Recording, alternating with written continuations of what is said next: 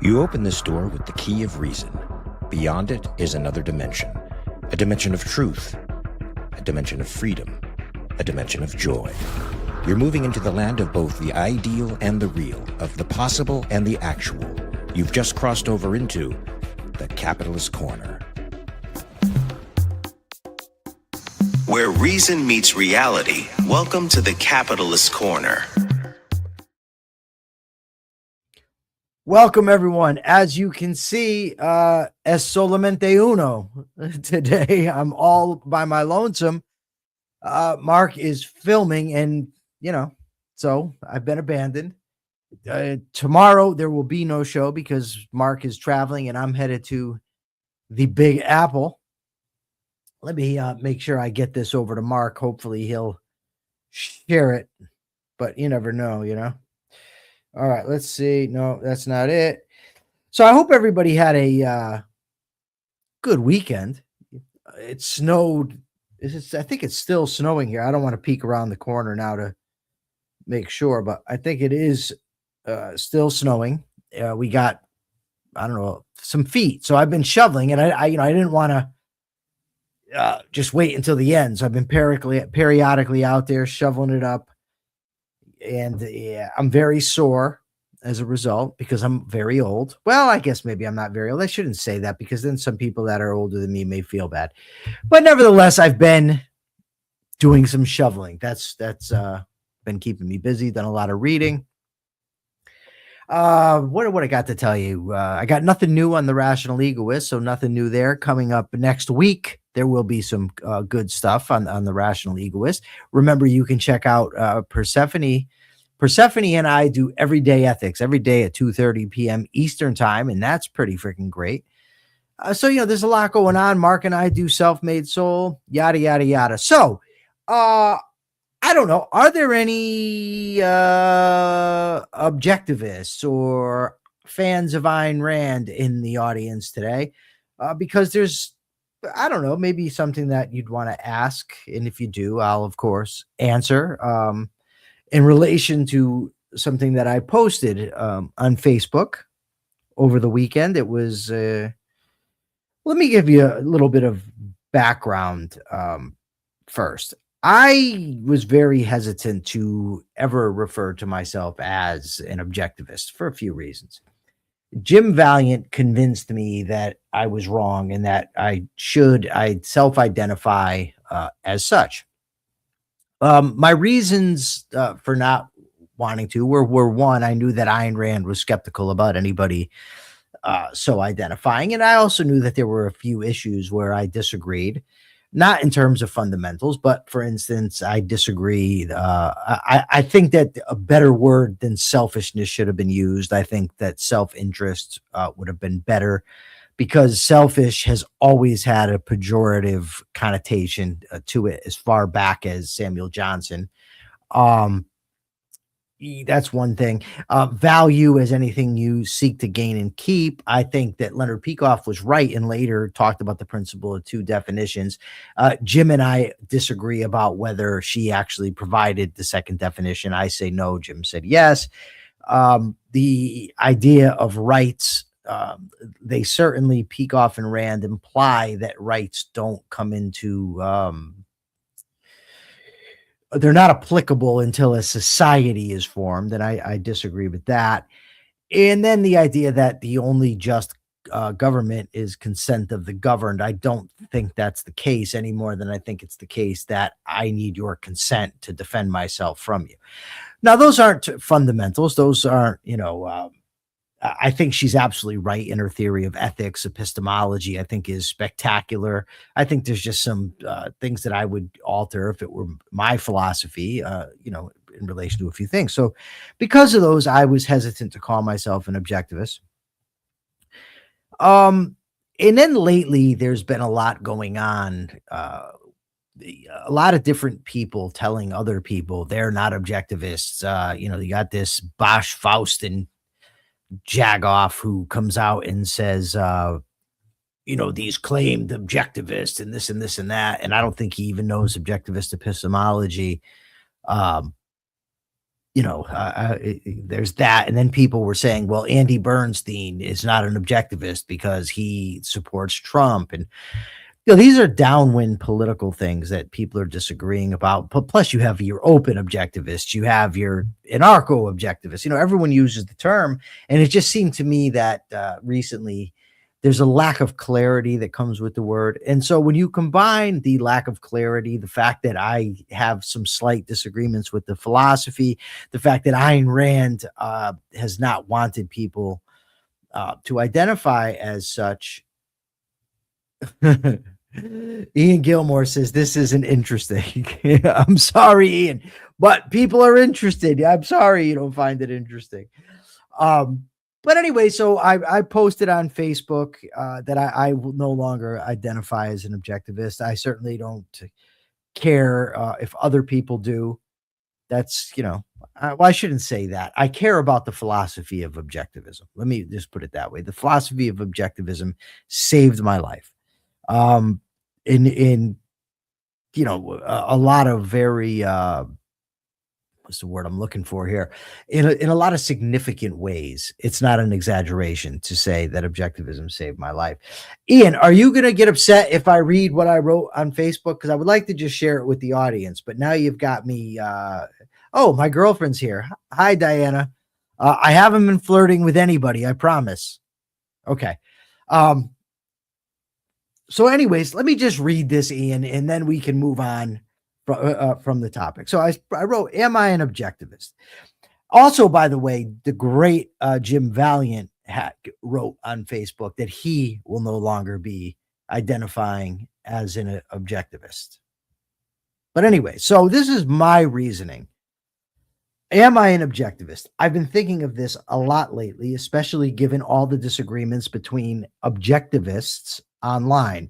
There are numerous self-appointed gatekeepers saying things like objectivism doesn't teach that, and you can't think that and be an objectivist. So to figure out whether I'm an objectivist, there are two questions that must first be answered. One, what is objectivism? And two, what is an objectivist? The answers seem pretty straightforward, as objectivism is the philosophy of Ayn Rand, and objectivist is an adherent of her philosophy. Upon closer analysis, however, the answers are far from simple. Consider objectivism. Is it everything Rand wrote? Is it just her philosophical writings? Does it include her novels? What about Nathaniel Branden's lecture series given under Rand's auspices? In 1976, Rand said of lectures given by Leonard Peikoff, quote, until or unless I write a comprehensive treatise of my philosophy, Dr. Peikoff's course is the only authorized presentation of the entire theoretical structure of objectivism, i.e. the only one I know of my own knowledge to be fully accurate. Note, this rules out objectivism, the philosophy of Ayn Rand, as Rand never saw it. And Dr. Peikoff said of it, since she did not live to see it, however, she is not responsible for any misstatements of her views it may contain, nor can the book be properly described as official objectivist doctrine.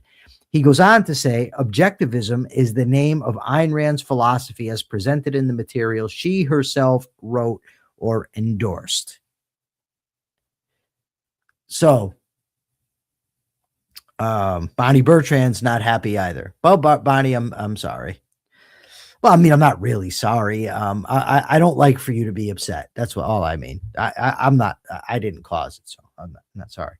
But anyways, given my familiarity with most of Rand's writings and with OPAR, I'm confident that I understand objectivism. I'm not, however, confident that I am qualified to state exactly where the entirety of the philosophy can be found.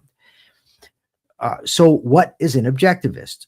We have evidence that Rand was extremely hesitant to have people identifying as such. For example, in 1965, under Rand's auspices, Nathaniel Branden wrote, at present, a person who is in agreement with our philosophy should describe himself not as an objectivist, but as a student or supporter of objectivism.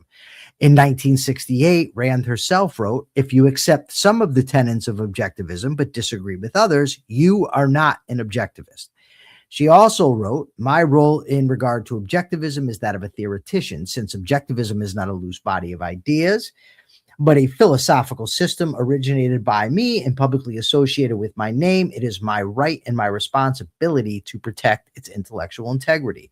I shall not establish or endorse any type of school or organization purporting to represent or be spokesman for objectivism. I shall repudiate and take appropriate action against any attempt to use my name or my philosophy explicitly or implicitly in connection with any project of that kind or any organization not authorized by me. If students, supporters, or friends of objectivism wish to form local groups of their own for such purposes as the study, discussion, and dissemination of objectivist ideas, they are welcome to do so. They can be of great value and help to the spread of objectivism and will earn my sympathetic interest and sincere appreciation, provided they do not attempt to act as spokesmen for objectivism and do not associate or collaborate with objectivism's avowed enemies. At the very least, she was apprehensive of people identifying as objectivists. Now, she was clear that to be an objectivist, one must agree with all its tenets. But what exactly does that mean? Does it mean in terms of fundamentals? Does it mean with the precise formulations that lead to those tenets? Does it mean with the principles? Indeed, Rand said, what philosophy gives you our principles, which are abstract? What philosophy doesn't tell you is how to apply those principles to the events and the choices of your life. In regard to concrete, your mind is the sole determiner of what to do. Nobody can or should help you. Your own mind must decide how to apply principles. I said, this is especially interesting as most of the aforementioned gatekeeping regards applications, not principles. Bonnie, I will address you because I like Bonnie Bertrand, so I will address your comments. So where does this leave me? I agree with the fundamentals of objectivism and the overwhelming majority of Rand's and Peikoff's philosophical works, but there are some definitions and formulations with which I disagree. As I obviously can't check with Rand, I have no way of knowing whether she would approve of me using the label. I'm not even sure that this is relevant. What I do know is that it isn't the label that matters to me, but whether I'm rational, whether I'm seeking truth. I also know that so many different people with varying interpretations call themselves objectivists that the term conveys little actual information about what a person believes. As such, I will no longer be referring to myself as an objectivist. My beliefs haven't changed, and I won't stop fighting for the principles to which I adhere. What I won't do is argue with people about who are the real objectivists. Thank you. All right, so let me back up now and just see what some of the questions were here. I got from Ian Gilmore. After Friday's discussion, I'm revising my claim. Now I'd say that if you believe in significant election fraud in 2020, you are either being dishonest or you have a very broken epistemology. Ian, I would have to agree with that sentiment. Let's see. It's my show. I know. A huge schism right now over this issue. This is from Bonnie. Let me see. I agree with Ian. A huge schism right now over this issue is the last thing we need. When events are calling out for rational egoism, the silly infighting is shooting ourselves in the foot. I disagree with that, Bonnie. I think to fight a battle requires conceptual clarity. And right now, if we wanted to argue where would objectivists stand, for instance, in regard to the issues that you're talking about, you're going to have to clarify what you mean by objectivist. You can't escape it. There's too many differing positions, too many differing viewpoints in the political realm to just say, well, we just can't differentiate ourselves. We can't have the infighting. The schism is there, whether we announce it or not, whether we name it or not. The part of the problem is, and you later went on to say that changing what you call yourself because of what other people say is second-handed. Well, it's not, and I'll tell you why. It would be if you were solely concerned with the judgment of other people and what their approval was. But when we are trying to convey information to another person, it's certainly relevant what impression we are giving that person. Otherwise, why communicate with them at all? And if I'm communicating with somebody and I say I'm an objectivist and it doesn't tell them anything other than maybe I've read Ayn Rand, then there's no conceptual clarity there. There's no proper communication. I'm not saying that should be the determining factor, but I do think that it's relevant And a few people have tried to talk to me about this, and they've gone point by point that I made. But my issue isn't that if you look at each point in isolation, yeah, maybe you can make an argument for why I should call myself an objectivist. But it's the cumulative effect of the points that led me to the decision to not call myself that. And by the way, those are my reasons. I'm not saying that my position is logically necessitated by the antecedent facts. I'm just saying that for me, it makes sense to not refer to myself in that way. It doesn't change anything about what I believe, what I advocate, nor the arguments that I make. Wyatt says, did you and James decide together? Did he tell LP? Jim gives the answer right below. I did not consult. Jim Valiant says, I did not consult with Leonard at all about this. I did consult with a number of friends, especially Michael. Yes. Given that Jim was the one, what's the word I'm looking for? Given the role Jim played in having me call myself an objectivist, when I started to think not to do it, of course, I was going to run it by James, and he and I did have, a lot of discussions. This was not a decision made in haste. It was not a decision that was taken lightly. I just think it was the correct decision. Let me see here. Christopher Smith says he calls himself an objectivist. That's your choice to do so. James Valiant makes the good point about Bonnie.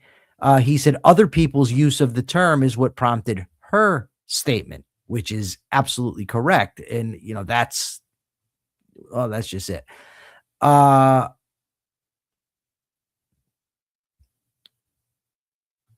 Mr. Deagle says, I think that giving the term objectivists to people who are anything but is a mistake. Bonnie says, are we talking about communicating with others or about how we think about ourselves? It's an important point. Well, it certainly is. If I'm in my own mind, I can call myself whatever I'd like. It's really irrelevant. I mean, it's not irrelevant to my own epistemology and my own understanding. But when you make a public statement about this, we're talking about communicating with others. It's about how we're communicating, what we're communicating to others. Mr. Deagle says, I believe it's important to keep objectivism from being misinterpreted and promoted as something it is not. People will use those bad arguments to dismiss its actual oism. Mr. Deagle, this is precisely the reason why Miss Rand was very apprehensive about people calling themselves objectivists. You see, what's being interpreted perhaps as giving a word to people that maybe don't deserve it. I would rather concede a word than concede a philosophy. And that's about, I really don't know. Kira Felix says the schism started between because of Bernstein and Binwanger. I know they had a debate. I haven't watched it, so I really don't know.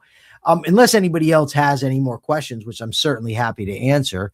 I just didn't want to leave this, hanging out there unaddressed after I just posted it to Facebook yesterday. I thought it was pretty significant for me. I know for Jim, it's huge given his place, amongst people who study objectivism. Jim says, please do not confuse my applications of it with Rand's views on topics. On topics Rand did not address. Yes, that's absolutely relevant.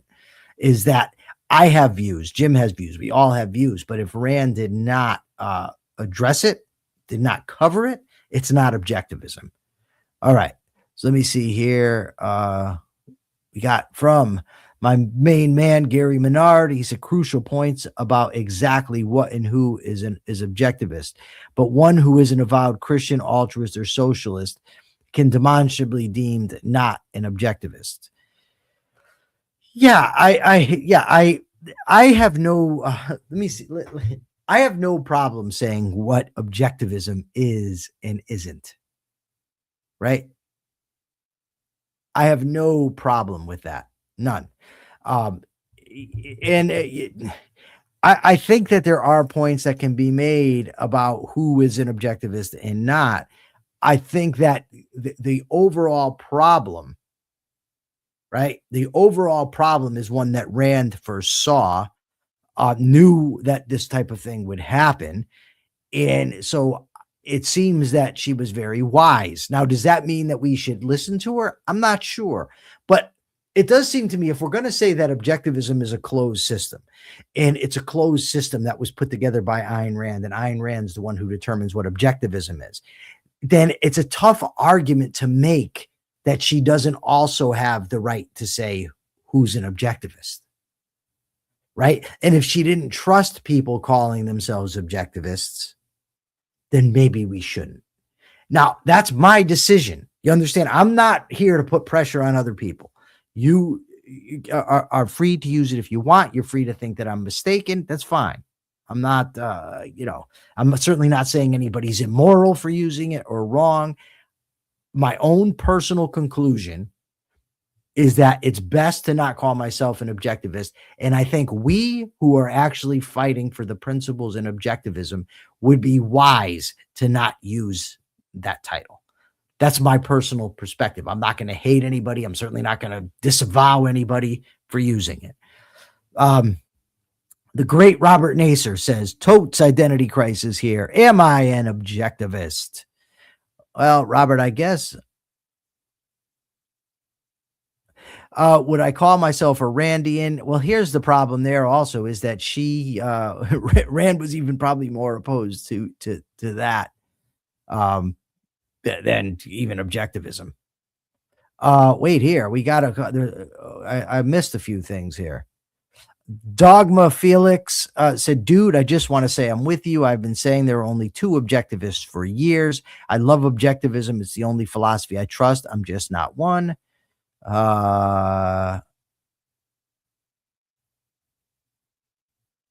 Okay. No, that's not it. There's another good post here I want to get. Maybe Rand and Peikoff are the only real objectivists. Perhaps.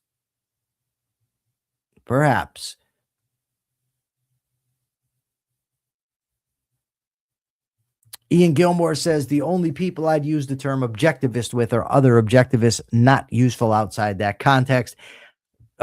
Jim says time to think for ourselves. Yes, it's always time to think for ourselves. There's an old Facebook friend of mine who I really came to dislike and ultimately blocked him because I thought he was a pain in the ass. But he did say something once that I thought was interesting, even if I may be able to find flaws here and there with it. But what he said was that people need to realize that Ayn Rand was appealing to their minds, not her own. So where's this here? I'll read this. We scroll up.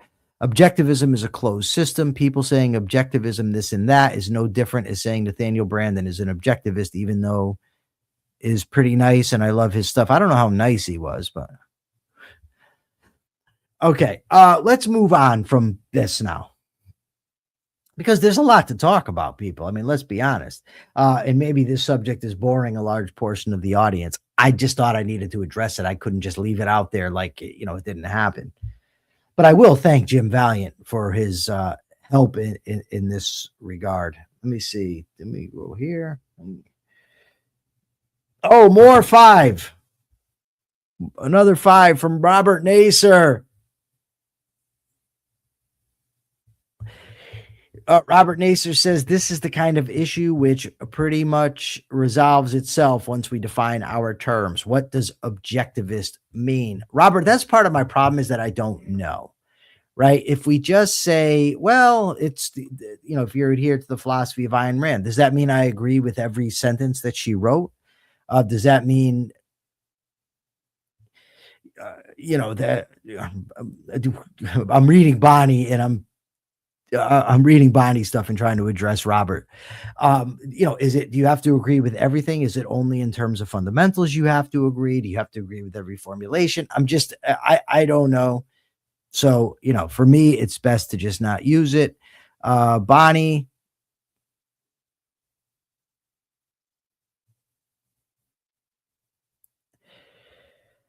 Well, you can be proud to consider yourself an objectivist, Bonnie. Nobody is telling you to stop calling yourself an objectivist.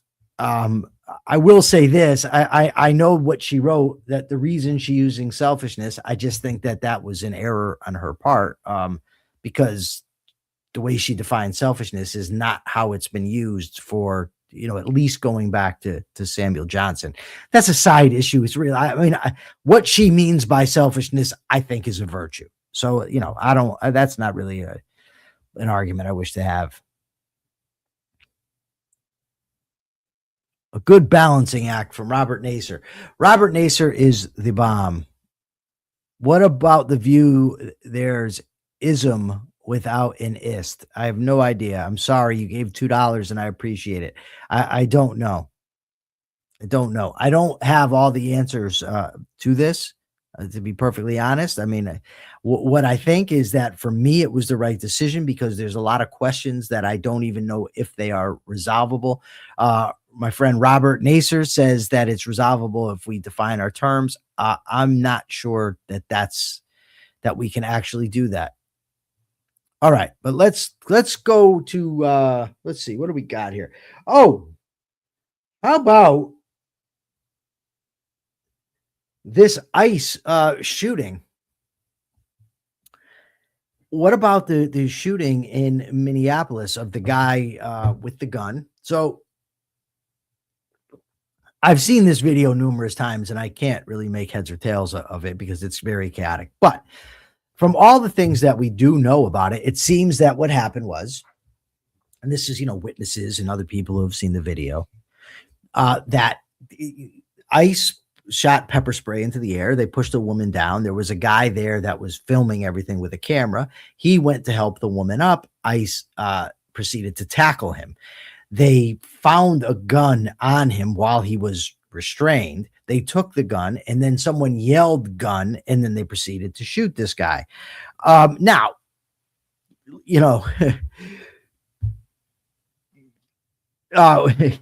we've got, Reason Magazine put out a couple of really good articles about this, about how much they lie. They've said things like it's illegal to carry guns to protests. They've said the guy he approached officers with a gun, which, technically he's got a gun, but he didn't, approach them wielding the gun. But, Kristi Noem is just consistently lying to people. She's prejudging this without any investigation. She did the same thing with the Good case, the woman who was hit by the car. From all appearances, this thing here is not a good shoot. It is bad. Now, I don't know, the guy specifically that pulls the trigger, he hears somebody yell gun. So, is the guy that yelled gun more to blame? Ultimately, I would double back and just say this is the problem with putting masked men on streets to round people up to send them out of the country. It's amazing to me, all the people that are on the so-called right who I've heard commenting that, well, the guy shouldn't be carrying a gun. He shouldn't be carrying a gun to a protest. Really? That's the conservative position now. What happened to your big defense of Second Amendment, First Amendment? What about the don't tread on me stuff? It used to be don't tread on me. Now it's comply or die. It seems it's just fuck it. It's hypocrisy.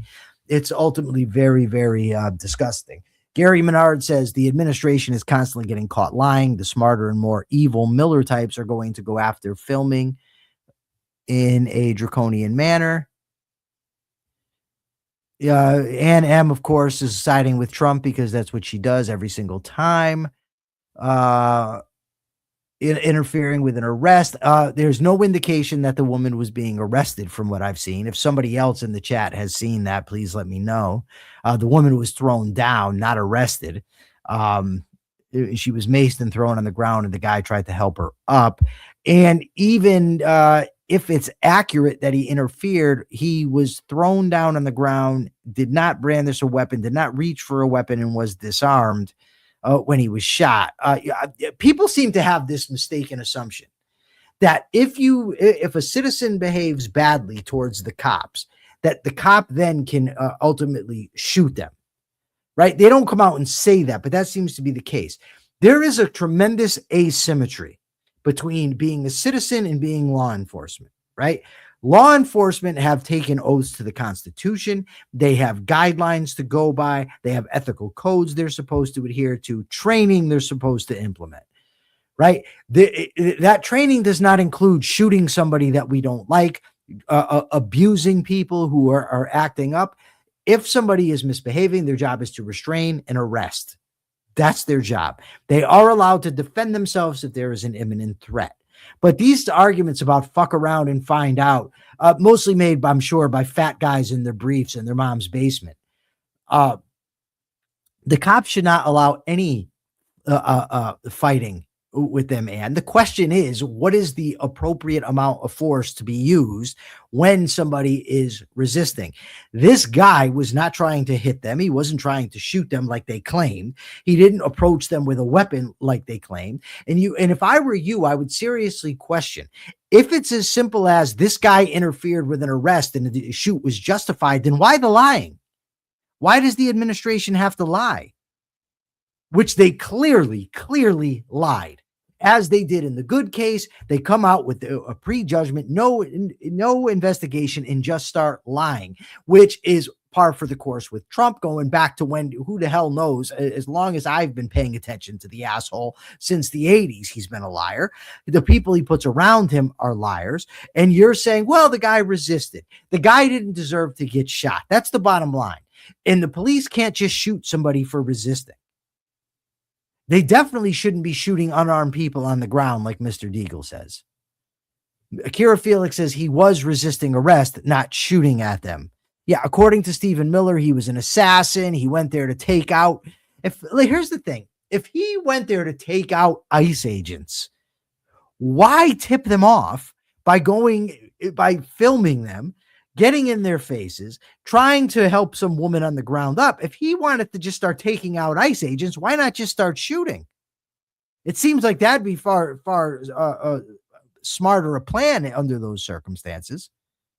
What do we got? Kara Felix, Noam lied directly to Congress and was confronted. According to Stephen Miller, the guy was an assassin. We've already got that. Yeah, that's all BS. And here's the thing. Whatever you think about immigration, whatever political party you support, when they're lying, they're lying. I mean, it shouldn't be more complicated than that.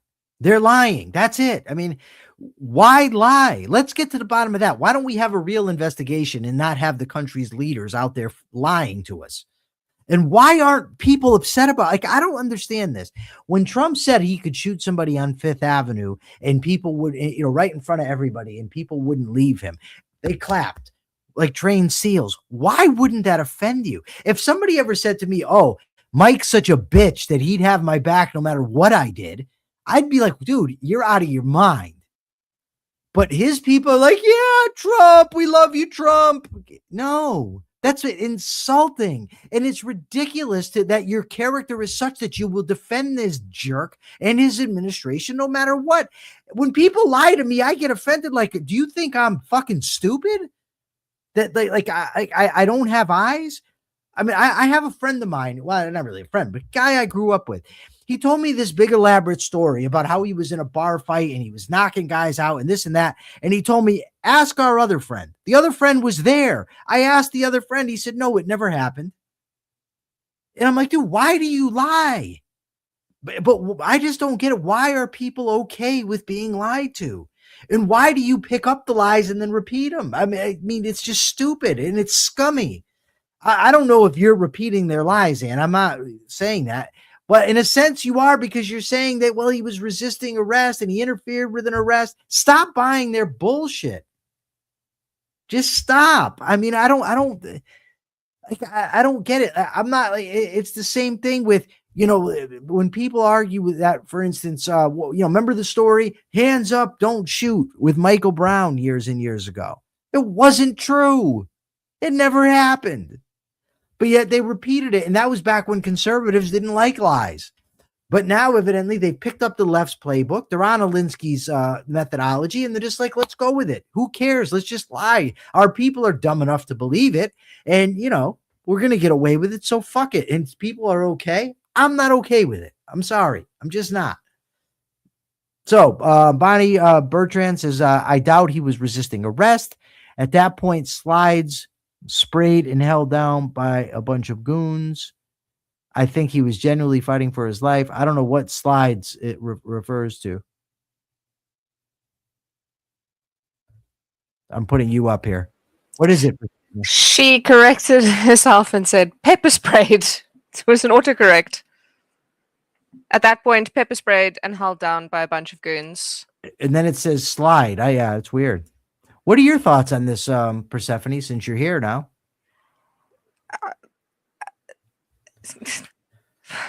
Oh, my Lord. I might as well get Mark up here. I have no thoughts. I love Persephone and Mark. I'm kidding. He's lying. He hates both of us. He abuses us constantly. Yeah, I don't have any thoughts. I haven't seen any of the video. I haven't really seen anything about it. So I have no thoughts, unfortunately, about the situation. Oh, good. Well, if you've got nothing to say about that, maybe you'll have something to say about this. Where is it now? I got to get back over here. Never mind. I'm not going to complain about this. I am going to complain about this shoveling I have to go out and do, though. That I'm not happy with. I mean, yeah, I've never had to shovel snow. It doesn't seem like a fun activity. Yeah, you guys are weird. Anyway, in recordings obtained by Axios, Texas Senator Ted Cruz torched President Trump's tariff policy during private donor meetings, warning that the tariffs would cost Republicans the midterm elections. Cruz also portrayed Vice President J.D. Vance as a protege of Tucker Carlson and accused Vance of pushing Carlson's anti-interventionist foreign policy.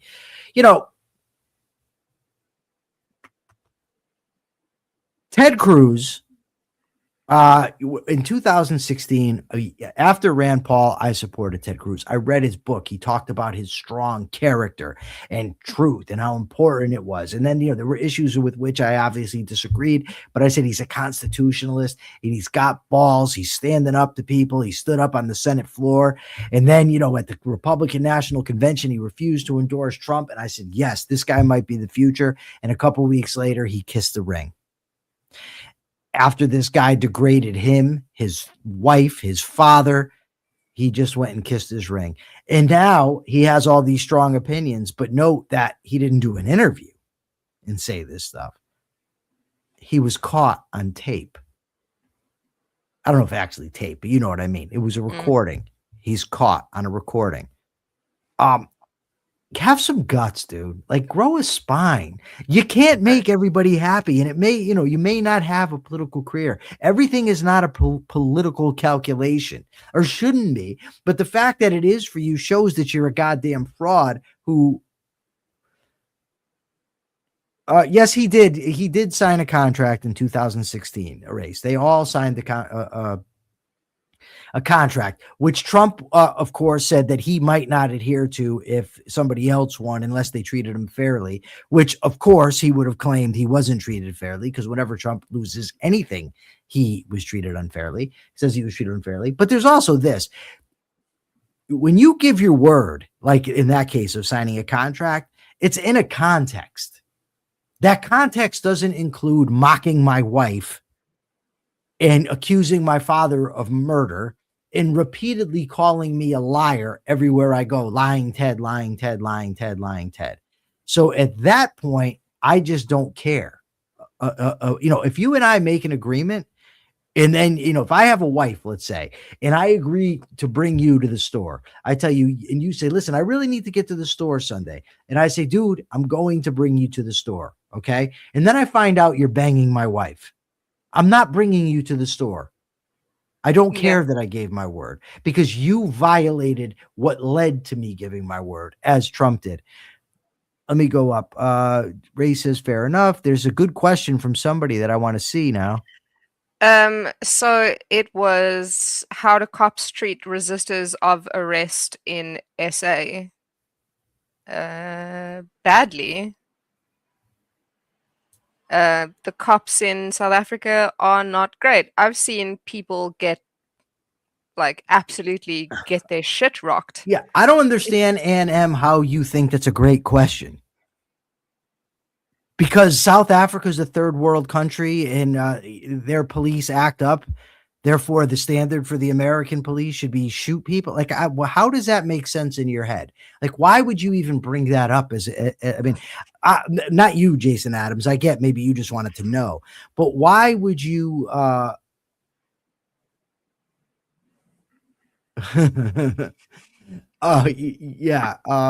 Yeah. If Harriman threw shade, well, never mind. Let's keep this appropriate.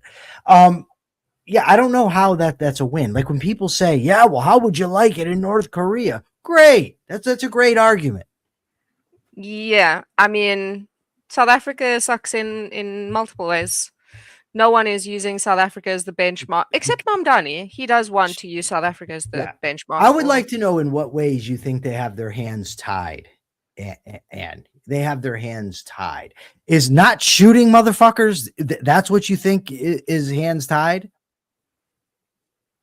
Unless they can shoot people at will, then their hands are tied. If they can't abuse people, their hands are tied. If you're referring to qualified immunity, then all I would say in regard to that is conservatives, again, used to hate judicial activism, criticize it left, right, and everywhere, except for when it applies to the cops and qualified immunity. Then judicial activism is good. It's very good. It's just like the cop, the whole argument, small government rights, everything else, except for when it comes to drugs. Sorry, though, you don't have the right to do drugs. That's not a right. Rights are, we like that other places, but here it's different. Or what about the conservatives in Connecticut who like local zoning? Yes, property rights. Ooh, but not if the blacks are moving in.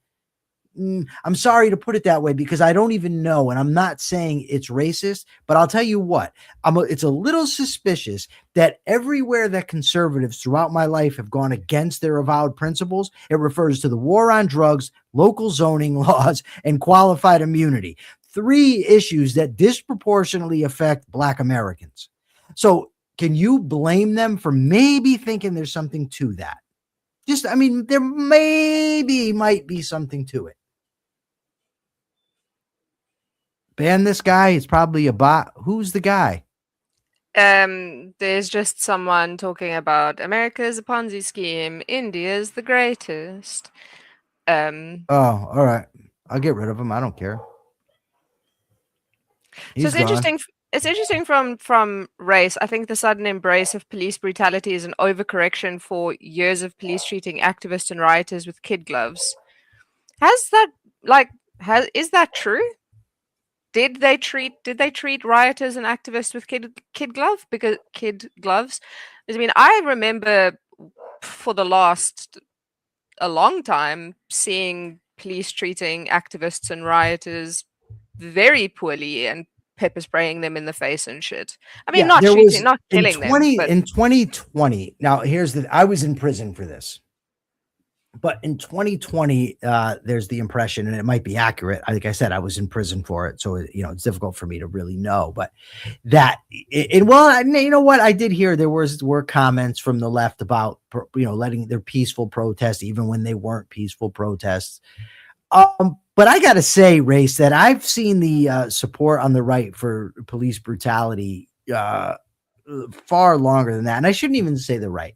Some people who claim to be on the right. That's how I think would be a better way to do it. Yeah. Go back to the BLM protest. So he says there were no kid gloves. Ian Gilmore in Oakland. I remember hearing stories for the ages. Claims were, I guess, mostly about in Minnesota after the George Floyd, death. And, and by the way, you did have some stupid ideas about defund the police.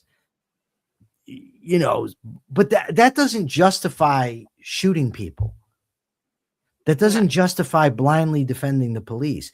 You know, I used to, when I was on the Todd Feinberg show, I brought it up. You know, I said, I find it amazing because his is a, you know, very conservative leaning right wing audience, that they would constantly talk about being, what's the word I'm looking for? You know, very small government, against government authority, don't grant them power. But then they offered unqualified support for the armed wing of that government. I don't offer unqualified support for anything. I know a lot of good cops, a lot of cops that I liked a lot growing up, including the guy who's now my boss. Great guy. Great guy. There was also a cop when I was 9 years old, 8 maybe, when my mother was beaten half to death in the street and I was crying, grabbed me, lifted me up, shook me, and told me to act like a man. So, you know, that's not appropriate. I'm sorry. You know, when I was 9, a cop, because the neighbors lied about what we were doing, grabbed my friend and I, lifted us off the ground and slammed us into a shed. Yeah. Right. That's not appropriate behavior. That doesn't mean it's all cops, but it also means that I know enough to understand that they don't just get a blanket defense. Yeah, but unfortunately, just don't get a lot of people do see the world in black and white. It's either all cops are bastards, or the cops can do no wrong, and if the cops do anything, then they're automatically justified. That's the lens that some people operate with. Yes. And it's not a good lens, Persephone. No, it's not. But that's just how people are. What? The right used to be for bringing guns to protests, being heroic, like Kyle Rittenhouse. Yes. Evidently, so this is an interesting story from the Free Press here. This I found it interesting. Anyways, a majority of Washington's top lobbying firms reported revenue growth of at least 10% last year compared to 2024. So the lobbyists are doing well. You know, shocking. They say President Trump's aggressive use of executive power and wide-ranging policy upheavals have supercharged K Street's business, especially for firms with close administration ties. Wow, who would have thunk that when a president starts showing more authority and doing more things, that there then would be a market to pay him to do things? No one. I'm shocked. No you one might as well tell coming. me there's gambling going on in Casablanca, because this is as shocking as that. Okay, nice. Conservatives. Yeah, there was also, you know, when Trump was getting arrested, I constantly heard how corrupt law enforcement was and all that. But, you know, now all of a sudden, you know, the cops are untouchable again. They're very smart. They do no wrong. The cops on January 6th were bad. It's, you know, whatever. A whole bunch of cod swallop. Cod swallop. Great shit. Available for purchase on the Capitalist Corner website. Yes, I think that we should do that. Let's talk about that website for a minute. Tell us about it. I mean, so the Capitalist Corner has an amazing website, which is, you can see the URL on the screen. We've got merch. We've got links to the Patreon, where interesting extra discussions happen. We've got some great blogs, which you know, I find very interesting. What else? Who writes them?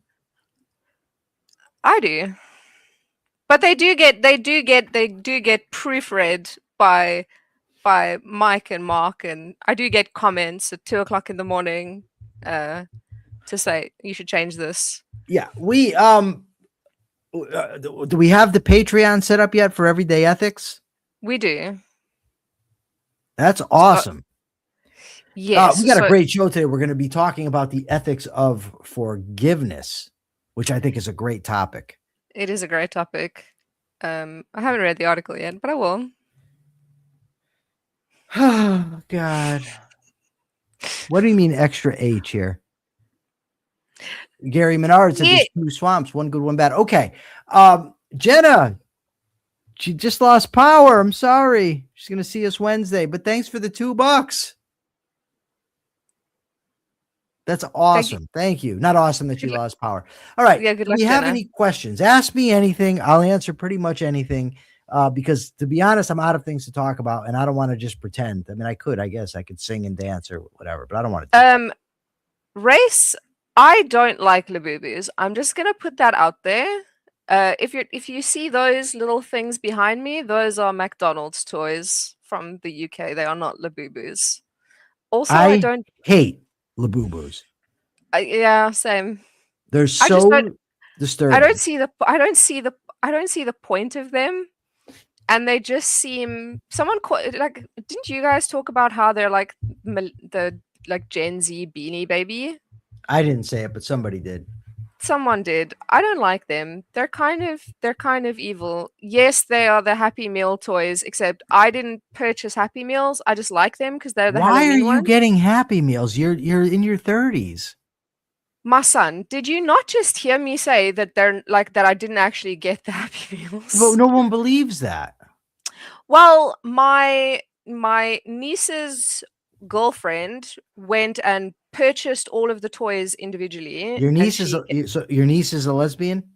Yes. Okay. I just didn't know if you meant it as her friend, because like my grandfather used to refer to my friends as my boyfriends.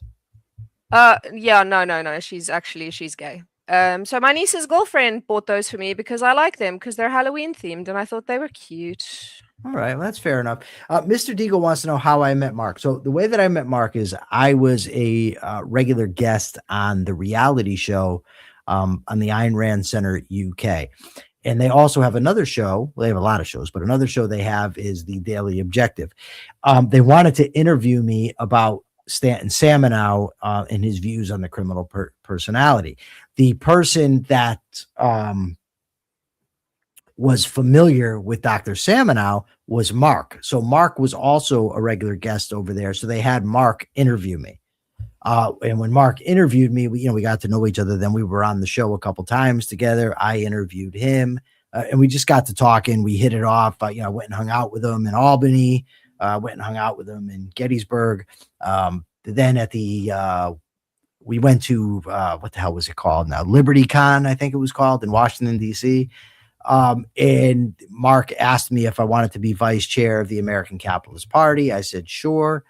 And then, it sure beat running for office, which I have no interest in doing. So, and then we just decided to do this show. And so here we are. Almost at 700 subscribers. Am I going to start an art and entertainment show to compete with Rozzy? Rozzy has an art and entertainment show? Does he? Well, the problem is Rozzy can afford all the high-end art that I can't afford. See, I can't afford that stuff. Rozzy can. So